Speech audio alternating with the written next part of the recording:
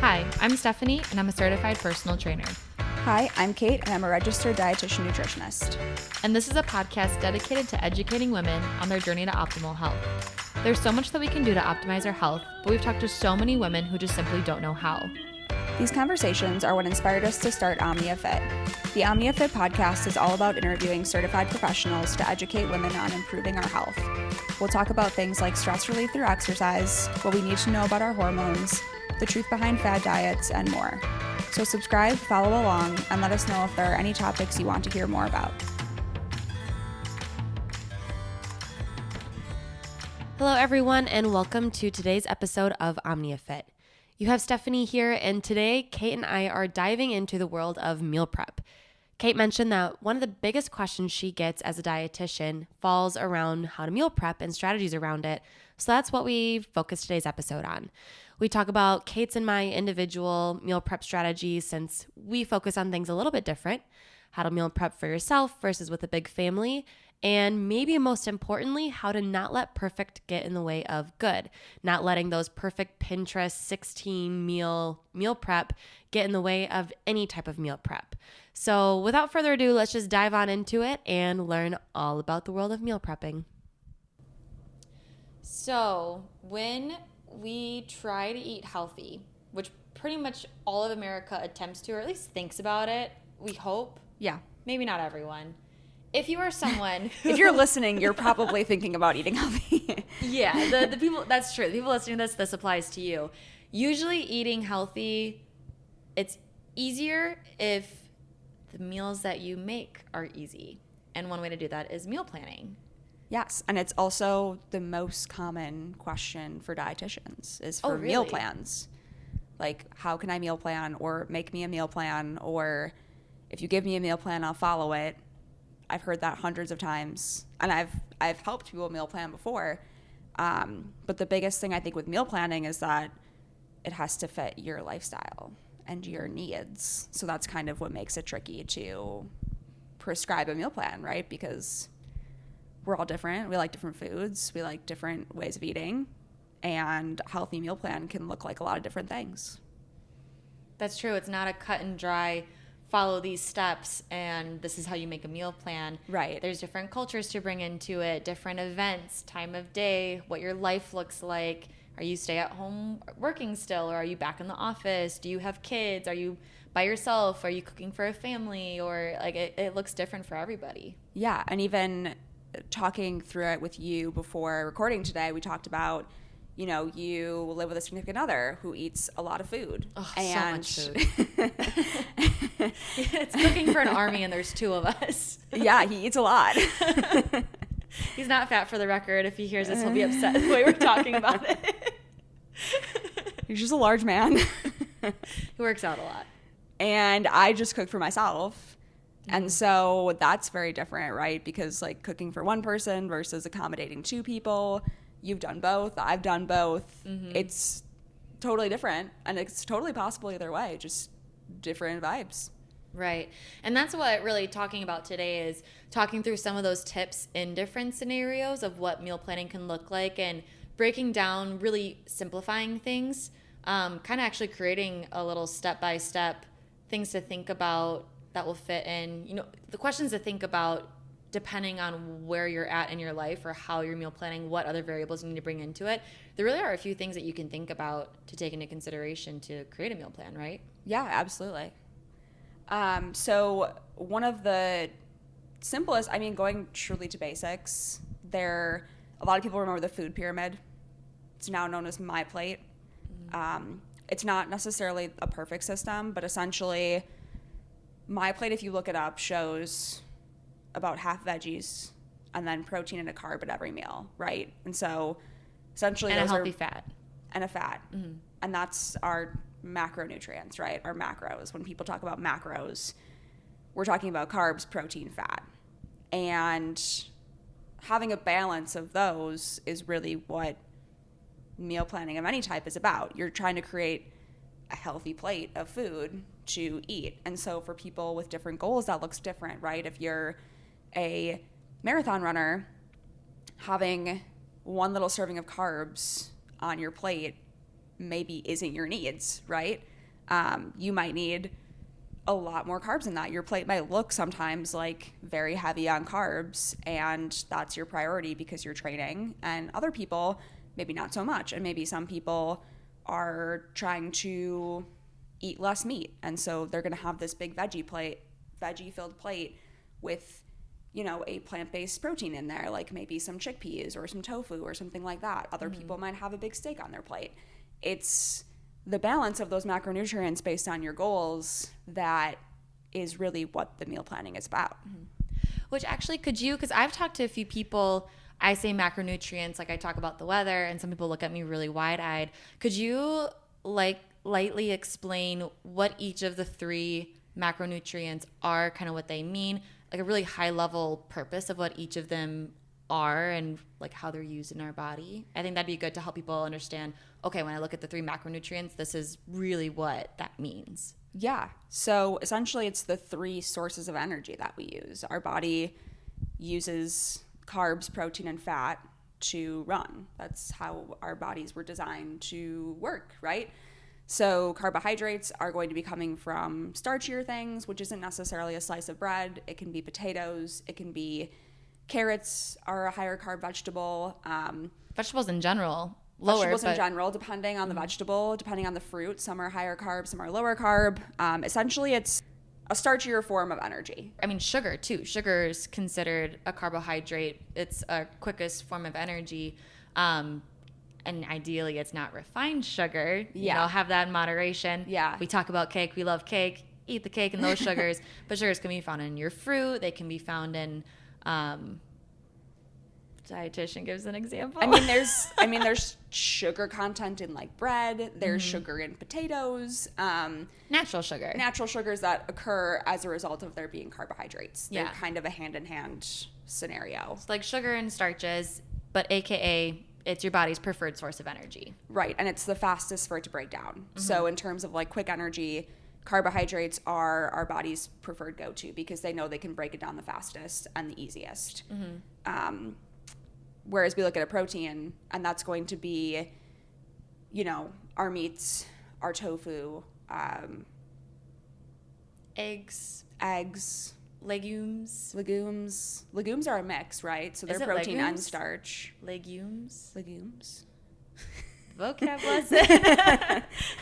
But beans, legumes, they're a good example of a combo, right? Because they're a starchier protein source, right? So they contain some protein, but they also contain carbohydrates. So they're kind of a mix. If you mix rice and beans, it's a complete source of protein and carbs, which is a lot of cultures eat rice and beans because our body is getting what it needs from that, right? So there's a lot of foods that are kind of multi-purpose as well. And protein is what helps us build muscle, repair muscle. Our body needs that as well. Keep our immune systems healthy. Yeah. It also gives us energy, right? It's another form of energy.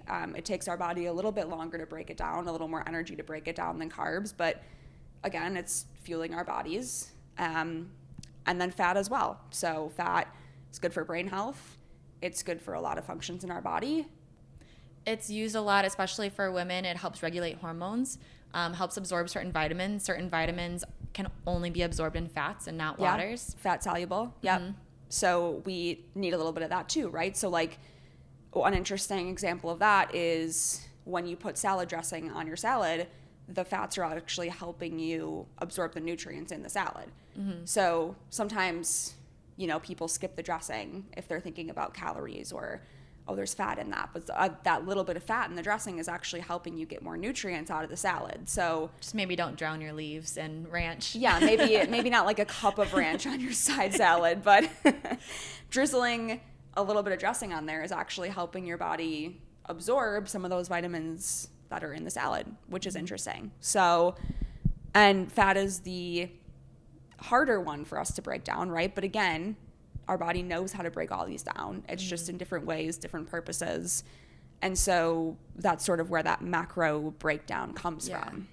And also an added benefit, and one of the reasons to emphasize having all 3 in all of your main meals, even snacks too if you can, but mainly your meals, is because how you describe the energy breakdown, you eat a meal, your body can quickly get energy from the carbs, but then it can also continuously get energy from the fats and proteins after over a few hours because you ate those fats and proteins that help satiated you, aka just making you feel full for longer. So if you ate only carbs as like a snack or something, like if you eat an apple, you're going to be hungry 30 minutes later. Yeah. If you eat an apple with some peanut butter that has some fat and protein in it, you're going to be full for a couple hours. It was more calories, but you're not tempted to have another snack as quickly. So that's where it's good to have all three macronutrients just to help give you energy quickly if you're hungry, but then also keep that energy coming to help you stay full to your next meal. Yeah, absolutely. And it's that way as well with something like pasta, right? So if you make pasta and you just make the pasta with the sauce, that's a very carb heavy meal. And so you will be full right away. Your body will break that down and you'll be hungrier sooner than if you mixed in ground turkey or chicken sausage or that protein that kind of rounds out the meal and helps you stay full for longer. Yeah, exactly. So that's tip number one is no matter what you're making, trying to get all three macronutrients into it. And then, looking at how that may be a little different. Kate, you are cooking for one, I'm cooking for two. We'll pretend I'm cooking for a family. So if you have a family, Steph is basically cooking for a family of four. Yeah. Kevin, if you're listening to this, I love you, but you do eat a lot. So do you want to start off with what you do cooking for one and how you meal plan? Yeah. I mean, I think living on my own has been a little more flexible for me. I've done both as well. And I do less meal planning, but when I shop, the way that I kind of frame my day is I'm someone who likes to have one really like veggie heavy meal every day. So I like to have one meal that's like a salad or a veggie stir fry, and I really try to pack in like veggies in one meal. And that's sort of my focus for laying out my meals, right? So I look at every day, I think about one meal that's going to have a ton of veggies in it, and then one where it's a little bit more like maybe that's when I'll have my pasta or my potatoes or a veggie burger or whatever it is that I'm going to have that's maybe less nutrient dense in terms of veggies, but I'll get a little bit more of my protein and carbs from that meal. And that's what works for me. So that's how I plan per day. But when I'm eating, like in comparison, I was working from home, I would literally plan them out for every day, knowing that I was home to cook both those meals every day. Now I'm back in an office, and so now I have to make things in advance, right? Because I take my lunch with me to work. So that's another transition of meal planning, is that it's not always going to look the same. I used to make my veggie stir fry at noon, working from home at my kitchen, and now I make extras the night before of whatever I'm making and bring it to work. So sort of that fluidity of it might look different year to year, month to month, day to day of what your meal planning structure looks like. Yeah. And I used to meal plan a lot too when I was single and able to make a meal that lasted 4 days, 4 different meals. And I think no matter what, whether you work from home or you're commuting and have to bring your lunch with you, or you work late and you want dinner ready, some sort of preparation always helps. Yeah. And so I think whether you're home, like working from home, or even there were a lot of nights before the pandemic, I wouldn't get home until 7:30. I'm exhausted. The last thing I want to do is cook. So you can do some sort of preparation to make that easier. That way you're less tempted to just pick up your phone, hop on DoorDash and order takeout, or grab something not the healthiest from your cupboard because you're hungry, you just want the quickest thing you can find. Yeah. So some sort of preparation. Now, whether that's actually making a meal big enough where you have good leftovers to have throughout the week, or that's just prepping things. Like a really common thing I've seen a lot of people do is on Sunday, they go grocery shopping, they clean their chicken, they chop their veggies. They basically get everything prepped. So for example, that stir fry you mentioned, if they're making it for dinner, they're exhausted, they come home, all they have to do is dump the already prepared chicken, dump the already cut veggies into a pan, saute it up and go. And it gives you more flexibility too. I think people get really overwhelmed by, you see like the people who are like extreme meal preppers who, lay out 15 meals for the week, and they're all in the little Tupperwares like labeled. And for me, I always struggled with prepping multiple nights ahead of time because I feel like my taste buds are so mood affected. And even if I buy all the same ingredients, I might, the day that I'm supposed to go home to my chicken and rice broccoli dish, maybe that's like the last thing I want to eat. And so I want to enjoy my meal. So a lot of times I utilize that tip of I will chop up all my veggies, I'll get some of the meat prepped in advance, I'll make some rice or some pasta or potatoes. And then when I get home, I have those ingredients ready, but I can still play with those a little bit, you know, depending on my mood. And so you're not so tied to this going home to your Tupperware, which some people love. Some people thrive off of having the Tupperwares ready to go. Oh, my Tupperwares, I had these Tupperwares that perfectly stack. They perfectly, 4 of them could fit into my lunchbox. So if I knew I was going to be at work late, I could literally put my breakfast for after my workout, my lunch, and my dinner. I was one of those insane people. And a really nice lunchbox where the Tupperware perfectly fits into it was so satisfying. I almost love meal prepping because I just love putting all my Tupperwares into the box. I know that's not always normal, though. Some people are going to listen to this and completely vibe with that. Some people are going to think I'm crazy. I understand. Well, and I think it's just that's another thing that's so person dependent, right? Because some people, depending on the day, they don't necessarily feel this like attachment to their dinner, where if they're not in the mood for it, that's not a thing for them. They just need it in front of them. They need something in front of them to eat.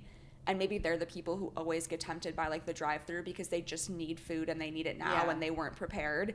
And so to prep all their dinners in advance, they're just happy to come home and the food is ready. Yeah. And so if you're that person, the Tupperware, make your dinners all in advance is like the best way to go, because you're going to come home and your dinner is there. Because maybe for you, having the ingredients in the fridge is like not enough. You're like, no, that's too much work. Like, I'm exhausted. I'm not going to even think of what to do with the ingredients that are prepped.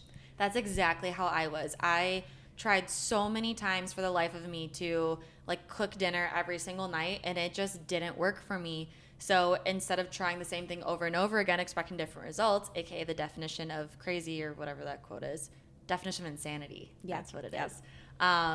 I just changed it, and then I made meals that I knew I was going to enjoy the leftovers. Yeah. That's a really important piece. My sister, for example, she hates pasta leftovers. Yeah. Cannot do them. So she probably shouldn't make a meal with a lot of pasta to have day in and day out. I love pasta leftovers. So I made a lot of pasta filled with veggies and sauces, vodka sauces, like marinara, like all the different kinds. I loved it. So I always made pasta. Like I made a lot of pasta dishes. So something that you don't mind the leftovers of, that's an important piece, because I've also made leftovers like grilled chicken. I can't do leftover grilled chicken unless it's in a sauce or mixed in with something. I can't do it plain. So I don't eat it even if it's in the fridge. I would let it go bad, even though I hate letting food go bad. Yeah. So planning things that you know you're going to like leftovers of, if you're like me and know that you will not cook after a long day. And I think especially in terms of like taking a lunch to work or things like that, or on the go, snacks, it doesn't need to be complicated. You can buy things that you know you can just throw in a lunchbox at 7:45 to catch your 8 a.m. bus, and it's still a balanced like lunch. So some days I throw a cheese stick, an apple, my bag of baby carrots, and a protein bar and some pretzels and maybe like a beef jerky stick or something, and I snack throughout the lunch period. And I'm getting protein, I'm getting fat, I'm getting carbs, veggie, fruit. And it doesn't look like this beautiful meal prepped plan, but I know I have all that at the available for the days that I just want to throw it in a lunchbox and get on the bus. I think that's such a good thing to note too, that you don't need to do this perfectly handmade or like homemade, meals, made snacks. Like, you don't need to hand make the energy balls and all the other things. Yeah. You can buy a big box of beef jerky sticks and keep them at your desk at work or even at home. Like, I have bars here that when I know I'm going to be running from client to client, I throw them in my bag so I can just eat them in between. And it's better for me to have like a really healthy, natural snack bar than grabbing, I don't know, like a random little thing from a gas station or something. Right.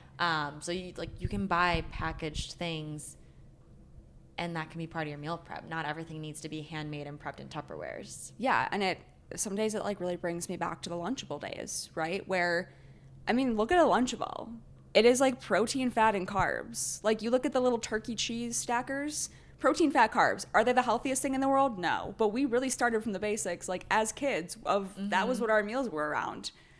Oh, wait, and you had something of even making adult Lunchables. Like that you had a tip like that. Yeah, I used to do that all the time. Mm-hmm. I would slice up like either I would take like turkey deli slices, or I'd slice up like something like a salami, and I'd have like a block of cheese I would slice up, and I'd bring pretzels or like healthy crackers, or that's going back to basics, but it works. Like, and then you're full because you got the protein, the fat, the carb.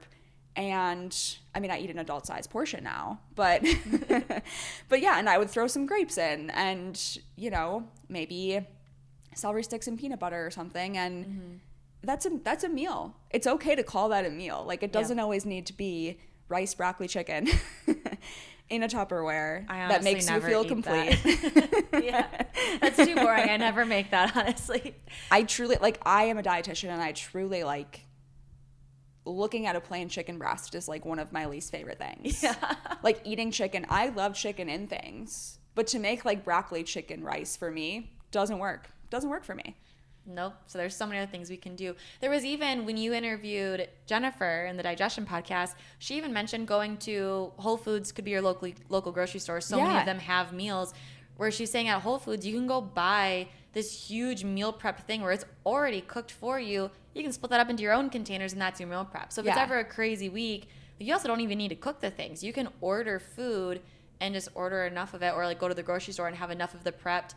Like the rotisserie chickens, make that into a meal prep. Like you can even buy things, like just because it's already pre-made doesn't mean it's processed and bad for you. And it doesn't mean that you're not properly meal prepping just because you took little shortcuts. If that's what's possible for you and helps you eat healthier, get your macronutrients in, and not order out as much, that's a win. Yeah, I mean, I eat so many of those like salad mixes. Like I'll throw rotisserie chicken on top or chickpeas or something and take that for lunch. I love convenience, even myself. Like buying big bags of salad mixes, buying a healthy dressing and rotisserie chicken, and you can have like 5 or 6 big salads that you can throw protein on and be like full from that. And that was you buying 3 ingredients, and you're probably looking at that being like, this is the lazy way. But just because it might be something you think is not, you know, the pretty way, the hard way, that doesn't make it less of a nutritious, valuable meal. Yeah. The hard way does not always mean it's the best way. It is okay to have something be easy. I saw one of my friends, she's a life coach, she posted about that. It was so right. But that was what we posted on Instagram last week or the week before. Whereas, the sweet kale mix and bake up some spinach. Like just throw some, or oh my gosh, baked, what's it called? Salmon. Oh, Lord. Take the sweet kale mix, bake some salmon, takes like 15 minutes in the oven, and just throw that on your sweet kale mix. It comes with the dressing even. Yeah, if you have an air fryer, throw a bunch of protein in the air fryer, buy some bags of salad, and you have complete meals. Yep. Kevin does that for lunch. He buys and I mean, technically it would be cheaper to buy a huge big thing of salad, but he knows he does better with the individual salad bags that he just dumps into a bowl and adds turkey or whatever protein that he's eating on top of it and just eats that for lunch. Yeah. You know, so. And it's affordable, right? Because, I mean, if I don't bring my lunch, I end up at, like, Sweetgreen. That's which true. Is, like, $13. It's a really good salad, but it's not cost effective. Yeah, that's so right. And so even, you know, that's another big goal of people with meal prepping is cost. And sometimes those convenient ways of eating, like grabbing the $3 salad mix, a rotisserie chicken, and a bottle of dressing, it's cheap. And you do the math on it, and it's really cheap. Yeah, a lot cheaper than the alternative of going out to eat all the time. And and even, I'll throw in a little side note for people who are going back to traveling. I used to travel all the time for work. I never did this because I didn't think about it till after the fact, and I became a trainer full time and started learning all these tips. But I was traveling and I was eating on the company dime. So easy to go to all unhealthy things, constantly eating out. Breakfast was terrible. I always ate like the Starbucks sandwiches. I wish I had thought earlier to go to the grocery store on the company dime, tell my boss it's technically cheaper for you guys that I buy all these meals at once, buy couple individual things of Greek yogurt and some cheese sticks and things like that to take with me as I go around. Yeah, I'll go out and splurge at night on the company dime, but you know, you don't have to do that for breakfast, lunch, and dinner. You can also do some of these things while you're traveling too. Yeah, and prepping for travel is a huge thing in general. I don't eat nuts, and so a Don't lot of eat, times, you're allergic. Yeah, you allergic to can't- nuts. You can't eat nuts. But so when I fly, like the snack options usually for me are just literally the tiny bag of pretzels. And so I'm always hungry on the flight. And so I pack my own snacks for the flight, which you're allowed to do. You can bring most things through security to eat. There's definitely some regulations. I mean, I don't think you can bring liquids. liquids and like full produce. Like don't bring a whole watermelon or something. That might flag something. But I usually like make a sandwich, pack like a protein bar, like a banana, something like that, and eat that in the airport or on the flight because I know I know my options aren't going to be great. And you can apply that to a lot of traveling. Yeah. Like when I've gone on hiking trips, like I fly with like a box of nut-free granola bars because I know I can grab that, take it on the hike with me, and I'm prepared then. And I don't have to spend twice as much at the airport getting a snack when I can prep ahead of time. Yeah. Again, I think a lot of people think they go on Pinterest or see online those beautifully prepared everything, this breakfast, lunch, dinner, snacks, everything is laid out, labeled like you said before. But it is okay to buy the prepackaged granola bars. It is okay to buy the pre-made, the pre-cooked meats or the whatever makes it easier for you. Again, it's a gray area. It doesn't need to be all perfectly hand-cooked. And because a lot of time when you try to do that, it doesn't work. You end up buying out all the time, eating out. And then it's more expensive, usually not as healthy because there's preservatives and other things in it. So find that gray area where you have that mix of, you're putting it together. Technically, you're buying it from the grocery store. But it's not, eating out all the time. Yeah. And that's kind of what I do too. So going into even a lot of these tips can translate over to how to cook for a family and how to meal prep for a family. Yeah. Because that would be having to make like 16 Tupperwares of food if you're, cooking for a family of 4 or with someone who eats a lot and you want meals for a few days. That just doesn't happen. Yeah. I mean, we make a lot of food and it'll last us 2 days max. Yeah. So you can't make the one meal or the one cooking day on Sunday and have that last you your week. So we do have to cook almost every single night. We might get one night of leftovers if, we have enough, but we usually do have to cook every single day.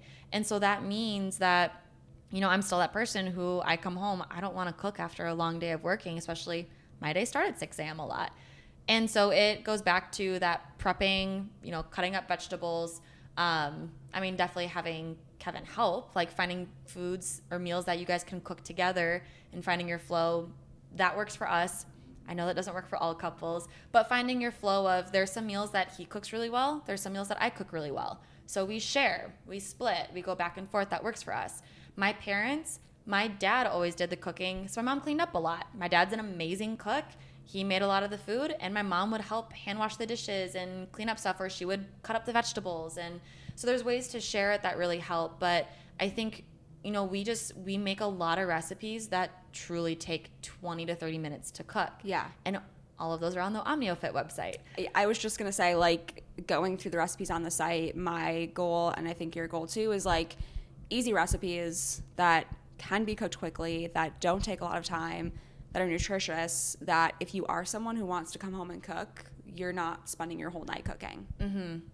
Yeah, because I remember that with my dad. I remember being younger, he would make some of these amazing, delicious meals, but he'd be in the kitchen for over an hour and we would eat it in 10 minutes. And I always felt bad that he cooked so long for us. But that's kind of what Kevin and I do is we have a list of 10 meals that we love, that we know work really well. He's even the kind of person who counts his macronutrients. That's a whole other subject we're not going to get into, but he's just very into fitness, very into counting his macronutrients. And so we just look at our meals. We chose 10 meals pretty much that have a lean protein, meaning doesn't have a lot of fat, not overly processed, like a fish. We do a lot of fish, we do a lot of chicken, we do a lot of ground turkey. And so we have like a dozen meals that have a protein and have lots of veggies in it because it helps him with his macro calorie count. If it has lots of veggies, bulks it up, makes it really filling without adding a ton of calories. So we pretty much look at those two things, and we have a list of, like, we have shrimp tacos that, again, these are all on the website. Shrimp tacos. We make spaghetti, but put a ton of zucchini and mushrooms and bell peppers into it to basically double the amount of spaghetti we have, but it's, no extra noodles or anything else.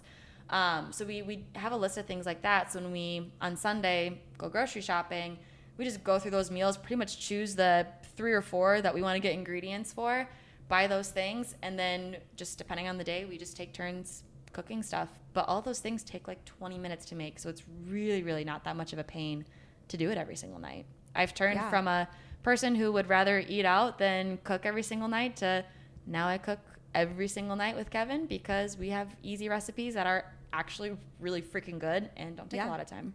And I think it's another thing where it's okay to have a mix of both, right? Like it's okay to have some convenience things that are always in your fridge that you can throw in your lunchbox and go.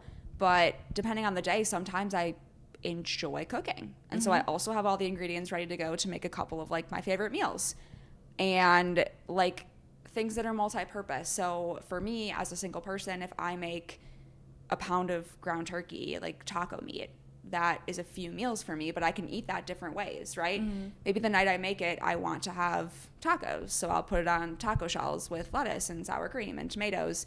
And then that same lettuce and tomatoes that I bought the next day, I can throw in a bowl with the taco meat with tortilla chips and have a taco salad.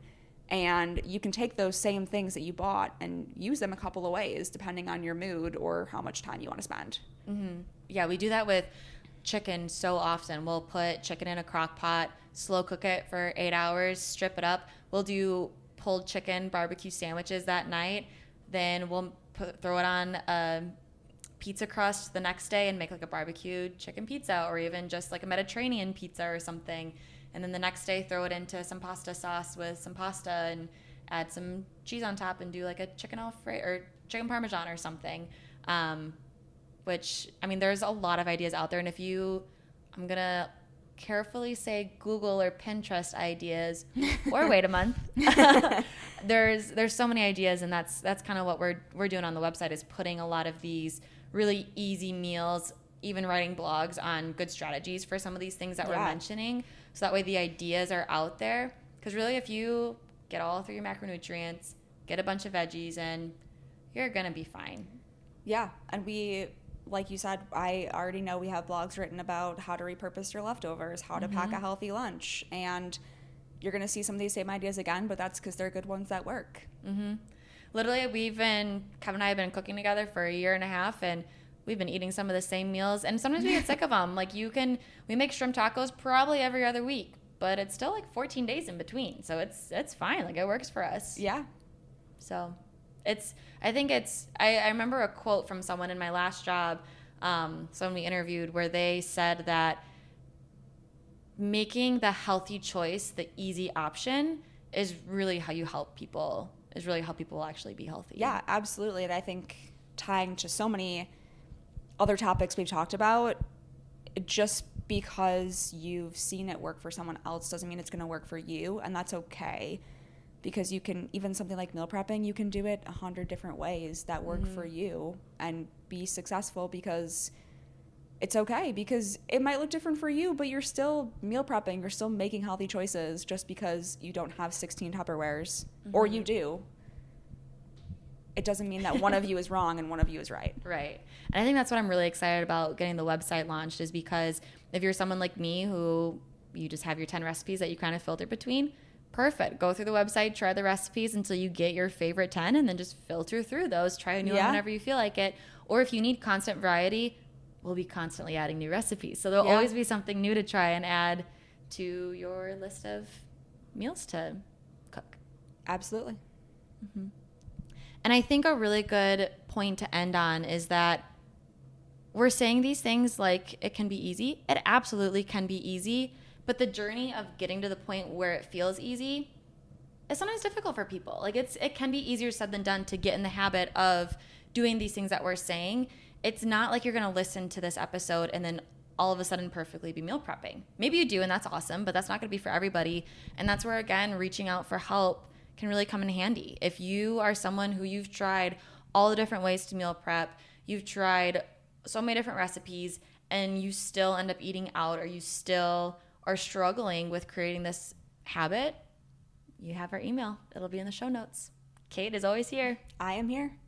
And that is why talking to professionals sometimes can just set you on the right path, even if it's just once. Like maybe you heard me earlier in the episode and I talked about how people have different needs for different macronutrients. And you're like, well, how do I know what mine are? How do I know if I'm doing it right? You can have one session with a dietitian, be like, I just want to talk through this. Like, how do I break down my meals, like based on my goals, my weight, my height, my stage of life. And that's what we do. That's what we are here for, is to give you that professional advice. And if you're looking at Google, you're looking at Instagram, that's not working for you, that's because that's why professionals are there, is to just like give you that solid advice that's well informed, and we know what you need. Exactly. So reach out to Kate. She's here. And I love, you do such a good job of making it, I mean, just like how we talked about in all the podcast episodes, making it manageable. It doesn't need to be a huge life change. Like, you make sure that these habits are incorporated into how people live, how they like to live. Like, you're going to tell them to eat cake. So you're a great dietitian to talk to, because you're not going to make them stop eating cake. So I will not make you like throw anything out of your cupboards or like flush it down the toilet or something. Like, I promise. Yeah. So reach out if you're struggling, or just try a few of these tips and wait for the website to come out in a month. And sign up for the website. Exactly. Feeling inspired yet? We've got you covered. At the very end of the season, we'll be launching our OmniaFit website. You'll be able to access a platform filled with on-demand workouts like yoga, HIIT, Zumba, barre, and more from several amazing instructors. You'll also have access to meal prepping tips, personalized grocery lists, and dozens of recipes given the official okay by our incredible dietitian, Kate. Along with everything Stephanie mentioned, you'll also have access to schedule appointments with some of the licensed professionals featured in this season. Email info@omniafit.co to stay updated on our November launch date. You'll want to stay tuned because our first season listeners get their first month free. Just use promo code POD2021, that's POD 2021, to redeem.